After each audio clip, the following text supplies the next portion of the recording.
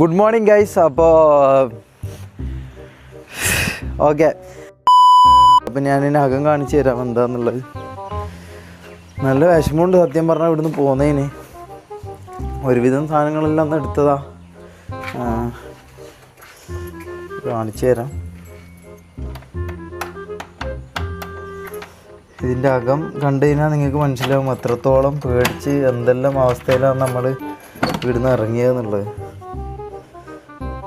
ഇതിലെന്താ ഇതുണ്ടോ ചളിയെല്ലാം, അങ്ങനെ അത്രക്കും അവസ്ഥയിലായിരുന്നു. ഇതാരുടെ ബാഗ്, അങ്ങനെയൊക്കെ ആയിരുന്നു അവസ്ഥ മൊത്തത്തിൽ. മനസ്സിലാ, ഇതാ റൂം, ഈ ചെയർ, ഇതൊക്കെ എല്ലാം എടുത്തതിനിപ്പോൾ പോകണം. എന്താണെന്നും അറിയില്ല.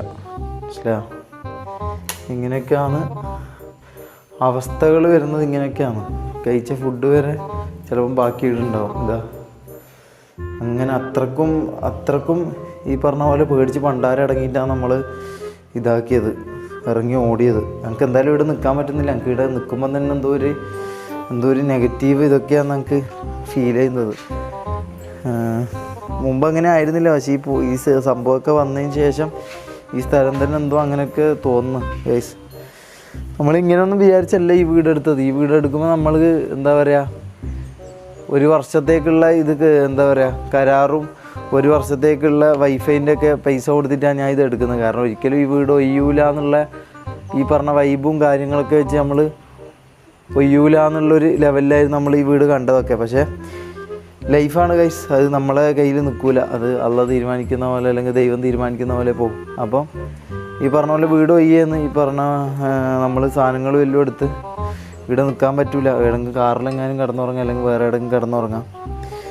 അപ്പോൾ ഇനി അങ്ങോട്ട് ഞാൻ കുറച്ച് തീരുമാനങ്ങൾ ശക്തമായിട്ട് കുറച്ച് തീരുമാനങ്ങൾ എടുത്തിട്ടുണ്ട്. അത് എന്തായാലും അടുത്തതും അതിൻ്റെ അപ്പുറത്തെല്ലാം വ്ളോഗിലായിട്ട് ഞാൻ സർപ്രൈസ് എന്ന് പറഞ്ഞല്ലോ നിങ്ങൾ കാണും. അപ്പോൾ ഇനി വക്കീലിനെ കണ്ടിട്ട് ഞാൻ ബാക്കി വിശേഷങ്ങളും ഞാൻ പറഞ്ഞിട്ട് ഞാൻ എൻ്റെ എന്നിട്ട് ഞാൻ ഈ പറഞ്ഞ എൻ്റെ ഒളിവ് സ്ഥലത്തേക്ക് പോവുകയാണ്. അപ്പോൾ സാധനങ്ങൾ എടുക്കട്ടെ, എന്നിട്ട് വക്കീലിനെ പോയി കാണണം, എന്നിട്ട് ഞാൻ വരാം. അപ്പോൾ ബൈ. ഓക്കെ ഗൈസ്, അപ്പോൾ വക്കീലിനെ കാണാൻ വേണ്ടി പോയെന്ന്. അപ്പോൾ ബാക്കി വക്കീലിനെ കണ്ടിട്ട് സാധനങ്ങളെല്ലാം ഉള്ളതെല്ലാം കയറ്റി, ഇനി കയറ്റാൻ പറ്റാതെ കുറേ ഉണ്ടാവും. ഇന്നിപ്പോൾ ഒന്നും ചെയ്യാൻ കഴിയില്ല. അപ്പോൾ ഇനിയിപ്പോൾ നേരെ വക്കീലിനെ കാണുക, എന്നിട്ട് ഞാൻ അതിൻ്റെ കാര്യങ്ങൾ എന്തെല്ലാമെന്ന് പറഞ്ഞുതരാം. എന്നിട്ട് നേരെ ഞാൻ ഈ പറഞ്ഞ ഒളിച്ചിരിക്കുന്ന സ്ഥലത്തേക്ക് പോയെന്ന്. വേറെ ഒന്നും ചെയ്യാൻ കഴിയില്ല. അപ്പോൾ വക്കീലിനെ കണ്ടിട്ട് ഞാൻ വരാം. ബൈ. ഓക്കെ ഗൈസ്, അപ്പോൾ ഞാൻ ഈ പറഞ്ഞ പോലെ വക്കീലിനെ കണ്ടു. ഒരു 1 hour അടുപ്പിച്ച് നമ്മൾ സംസാരിച്ചു.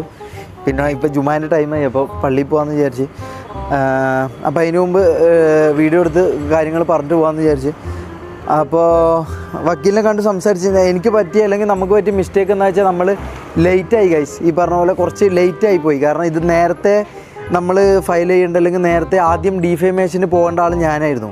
മനസ്സിലായി, ആദ്യം ഡിഫേമേഷന് പോകേണ്ടതോ അല്ലെങ്കിൽ ആദ്യം ഈ കാര്യങ്ങൾ പറയേണ്ട ആളോ ഞാനായിരുന്നു. പക്ഷെ ഞാൻ ഈ പറഞ്ഞ പോലെ ആദ്യം മാനസിക പ്രശ്നങ്ങൾ, ഈ പറഞ്ഞ പോലെ മെൻ്റലി ഡൗൺ ആയതുകൊണ്ട് എനിക്ക് പോകാൻ സാധിച്ചില്ല, അല്ലെങ്കിൽ അതിനെതിരെ ആ ടൈം പ്രതികരിക്കാൻ സാധിച്ചില്ല. പക്ഷെ എന്നാലും സത്യവും ന്യായവും നമ്മളെ ഭാഗത്താണെന്നാണ് വക്കീൽ പറയുന്നത്. സോ നമ്മൾ ഈ പറഞ്ഞ പോലെ നിയമപരമായിട്ട് എല്ലാ രീതിയിലും വിത്ത് സോളിഡ് പ്രൂഫ്സ് നമ്മൾ മുമ്പോട്ടേക്ക് പോകും.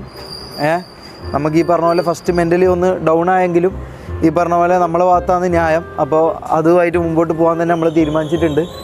പിന്നെ കുറച്ച് കാര്യങ്ങളും കൂടി വരുന്നുണ്ട്. കുറച്ച് കാര്യങ്ങൾ വരുന്നുണ്ട്. ഇതൊന്നും കുറേ കാര്യങ്ങൾ പറയാൻ പറ്റില്ല എന്ന് പറഞ്ഞിട്ടുണ്ട്, അതുകൊണ്ട് ഞാൻ പറയാത്തതാണ്. അപ്പോൾ അത്തരം കാര്യങ്ങളുണ്ട്. പിന്നെ ഞാൻ അത്രേ ഇപ്പം പറയുന്നുള്ളൂ. അപ്പോൾ ബൈ. ഇനിയിപ്പോൾ ഞാൻ ഒളിവിലെത്തിയിട്ട് വീഡിയോ എടുക്കാം. അപ്പോൾ bye guys, see you, love you, bye by.